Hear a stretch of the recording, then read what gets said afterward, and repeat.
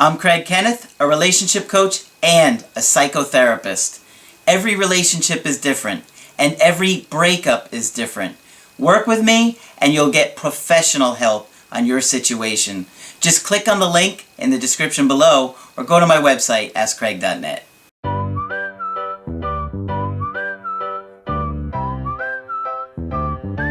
Hi there, I'm Coach Kenneth, and in this video I'm going to be talking to you about I'm on a sinking ship. So, sometimes when you're in a relationship, things can just implode, and you can feel like you're on a sinking ship where no matter what you do, no matter how hard you try, you just keep taking on water, and you keep trying to get bucketed out and keep trying to go, but just keeps going down and down and down, and the relationship just sinks and crashes and burns. There's not a lot you can do. Sometimes it's out of your control, and you can really be working at it, like really be giving it everything you got, and no matter what, it just doesn't work. And sometimes it's not your fault. You could be an amazing partner sometimes and still have your partner unable to do a relationship. It happens all the time, so you can't always beat yourself up. Obviously, you're not perfect. You're not always going to be perfect. You're going to make mistakes in a relationship, but sometimes you could just be a great partner, be attentive, be helpful, be understanding, and do all the things that you want to be a great partner, and it still doesn't work. So, I have a good email today from a guy who is in his mid-20s, dating a woman that's in her early 20s. Now, she is very young, so that is going to play a part into a situation like this, whereas opposed to somebody that may be, closer to their 30s, where they've had a lot more life experience, a lot more dating experiences. This girl is in her very, very early 20s, okay? So, let me get to this email, and I will give you my thoughts as we go. Guy is, like I said, he said, we didn't officially live together, but she was staying at my place on average of about 5 or 6 nights a week since our 3rd month out of the relationship. Yeah, we moved a little fast there. I would agree. 3 months and you're already living together, or that much time together, could be a sign of some attachment issues going on. He told me a little bit about her life, and he said her parents divorced at an early age, and she always felt like the unattractive sister compared to her older sister. She said her father is an alcoholic, or he said that her father is an alcoholic and drug user who lives in another state. They virtually have no relationship with their father except meeting approximately once a year. So think about that for a minute. That is a major factor right there. Dad is an alcoholic, so that means it's probably very difficult for her to trust people. She may have not had very good experiences with men, and also when your parents have issues with drugs and alcohol, a lot of times you see kids with drugs and alcohol, for which there could be many explanations for that. So, she's in college, and this summer she left out of the country to study abroad. He said, our last month together, there was tension between us. Her attitude changed. She stopped sending texts when I got off work, asking when she could come over, began changing and canceling plans at the last minute, and she spent more time looking at her phone than at me when we were together. We also stopped being intimate. I tried desperately to communicate the changes I noticed and how they were freaking me out because she was leaving soon. So she was going to be leaving around the summertime and coming back about 6 months later. But they only seemed to get worse and make her more angry because she was reassuring me everything was fine, but her behavior never changed. So you could see why it would feel like he's on a sinking ship. He's communicating to her. He's telling her, look, what's going on here? here's some problems. Let's work this out. What's going on here? Tell me what's going on. He's trying to make all the corrections. She's not responding at all. And she's getting irritated, and she's literally denying the reality of what's going on, right? That's a reality distortion. I'm fine. This is fine. Everything's fine. But all of the behavior is telling you otherwise. So, that is a reality distortion. All right. Before leaving, she assured me that we were going to make the study abroad work and had a good conversation with me about it and apologized for her behavior. 2 weeks after she left the country, she broke up with me, citing the reasons below, and that she might stay a year instead of a semester, and it would be too much of a burden on us. So, she wasn't being authentic with him all along. Then all of a sudden she gets there, breaks up with him, and now, she's giving excuses about, oh, well, I might be here for a year. It's not really about that. It's because whatever's going on with her, it doesn't sound like, he did anything for her attraction level to drop, but whatever's going on there is, she's just coming up with excuses. 1 month later, she emailed me saying she missed me and regretted the breakup and that she would be returning in December. She asked if I would come visit her and if we could try and work things out. I agreed to visit, but over the next couple of weeks, her behavior returned to how it was before. She left distant, canceling our Skype dates, stopped sending me good morning, good night texts. See, all the behavior is just one after the other. I ended up canceled my trip to see her when she told me all of her friends there hated me and it'd be best if she and I went on separate trip when I came there. Why would her friends hate this guy? Think about it. Either she is telling them things that aren't true, or she's making up an excuse that her friends hate this guy. I mean, there's no reason to hate this guy. He's being a good boyfriend. Like, why would you hate him? Very bizarre. I told her I still needed time to heal from the breakup. I hadn't noticed any changes in her attitude towards communication towards me, and that being with her intimately for a week was going to be psychologically damaging to me. I told her I'd love to try and work things out when she came back in December. She angrily acknowledged what I told her, and she talked to me in December. Okay, so there you have it. They have a nice plan. Let's talk when we get back. Let's see how this goes. I never heard from her when she got back.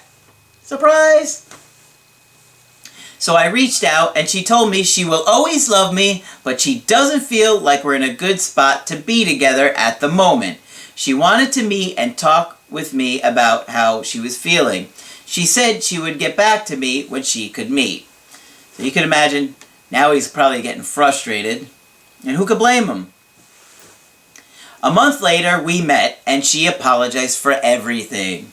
She came right out and said everything was her fault, and that she let her anxiety get the best of her, and that she failed to communicate the problems that she created in her head. Wow! She actually sounds like an adult here. Isn't that wonderful? Come on! After all this, she finally starts to acknowledge some problems. You could imagine how frustrating he must be. She said she cared about me and loved me, and that I was an important part of her life, and she wanted to keep me at least as a friend because she thought too much damage had been done in the relationship. I believe she was genuine, and she even teared up several times. She also said it took her a while to get back to me because she was afraid that I hated her. I responded by telling her calmly I would not try to change her mind, but I respectfully disagreed. I said if we both love and care about each other, we should be able to work things out. She seemed more open to the idea after hearing me say that, but still held firm that now wasn't a good time. She told me that while she was overseas, she handled the breakup by self-medicating with alcohol, various drugs, and cutting. Well, that certainly came out of nowhere, didn't it?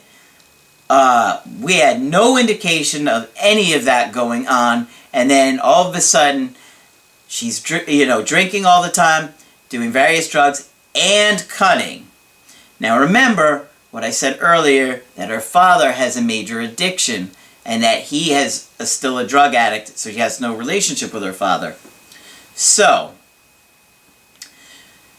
I don't think that she was doing these things because of the breakup. She says, I did it because of the breakup. This is what she said. She handled the breakup by self-medicating. I don't believe this. Okay? Here's why. Everything was falling apart. She knew everything was falling apart. He was doing everything that he could to correct the situation. She was denying reality and denying that anything was going on. I think she went overseas, and whatever happened, I don't know, she started drinking, doing the drugs, and cutting. But people don't just go into cutting because of a breakup. Cutting is a very, very serious thing that I'm not going to get into in this video, but let me just say this. Cutting is often because a very serious trauma occurs and somebody feels numb. And because they literally feel numb in their body, they will cut themselves to feel, because it's like, oh my God, I actually can feel. And the pain, because they're so numb, makes them feel again. Obviously, something more severe. I think we're dealing with unresolved trauma. What I think is going on here, because we've got alcohol, drugs, and cutting. That tells me a serious trauma occurred. I don't know when. Maybe it's early childhood stuff. Maybe she was sexually abused or something like that. But I would think that something a lot more serious than a breakup happened. A breakup that she could have easily prevented with any kind of investment. And she's just using that as an excuse. Maybe she thinks that telling him that will make him feel better. Like, oh, the breakup was so hard on me because I care about you so much. But I'm not buying it. She's currently seeing a counselor and trying to get her life together. She's trying to focus on school and work and feeling okay.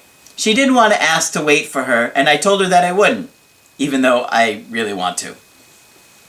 She said that she would like to keep me in her life, and hopefully at a more opportune time we could talk about salvaging the relationship. She gave me her new phone number and added me on Facebook. She told me it would be unhealthy for us to contact with a regular basis at the moment. Additionally, she's going to be busy with school, work, and counseling for the next few weeks. I haven't talked to her in about 3 weeks. Okay. Let me skip a little bit of this, because it's not really important. Oops, I hit the wrong button. Alright. So, his question. I want to get back with her.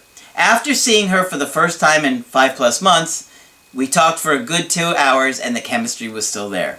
We both expressed that we loved each other, but I guess she's still healing. How should I proceed with getting her back and making her come back to me? I don't want to chase her and seem desperate, and certainly don't want to be friend-zoned. I love her very much, despite all the crap that happened, but truly a great relationship before she left and study abroad. Well, this is obviously a very difficult situation, and like I talk about all the time, all relationships are different, all breakups are different. Here we have a very different situation. We have somebody that has a very serious mental health issue going on right now.